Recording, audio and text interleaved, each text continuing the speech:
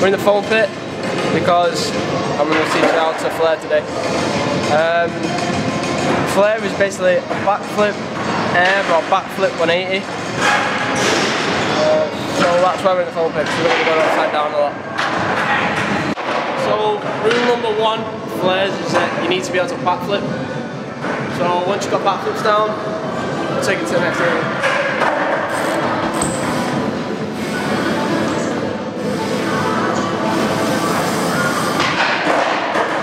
Okay. Once you start learning backflips, once you've got them straight, the idea is to start tweaking them.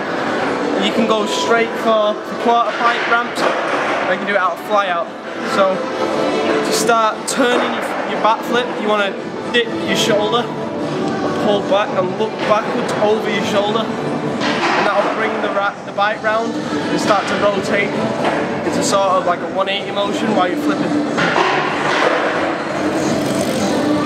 Do a straight one first, and we'll take it to the quad.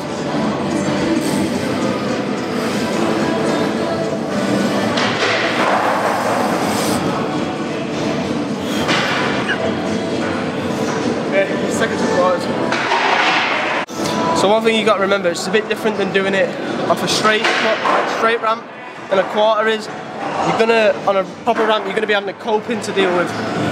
So when you're coming up and you're flipping, the coping's gonna be in line. So you want to make sure you land on this side of the ramp so you catch the transition and you're going nicely, otherwise you're gonna be hitting hard. So what you want to do is, on the approach to the ramp, you want to pull back and pull outwards. So you travel backwards while you're flipping and rotating. And when you pull back, it's all in your shoulders really. And once you pull back, it'll drag you back out into the ramp, stop you from going forward and avoid injury. I'll do it on that one.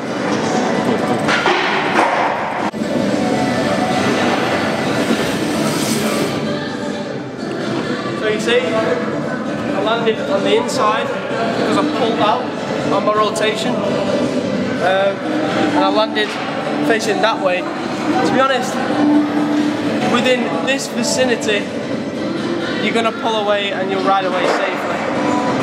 If you over-rotate it, you're going to crash, pretty much. So what you want to do is when you're looking over your shoulder, you want to practice that on the straight ones, and then muscle memory will kick in, and when you start taking it to the quarters, you'll sort of know how hard to pull, just through practice really.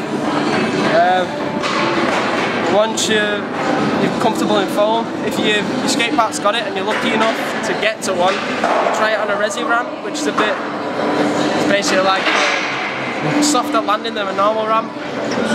But unfortunately we ain't got one here, so I'm going to take it straight to wood and just show you how to do a Flair.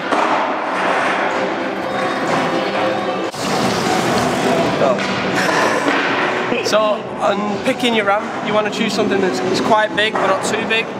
The reason being is you want the ramp to do most of the work for you, because the bigger the ramp, the more it'll flip you around and the more speed you can get. On something a bit smaller, you'll have to pull back a lot harder, you'd have to tuck more to bring your rotation round. So it's easy just to find a ramp this big and do your first one on something, what is it, 7 or 8 foot? 8 foot. I'll send one.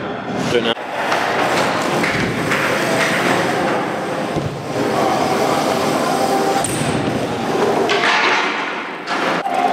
So that's what happens if you don't rotate enough.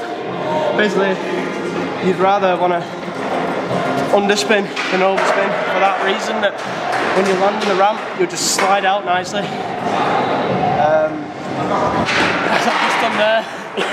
First one of the day didn't go too well, so practice makes perfect, doesn't it?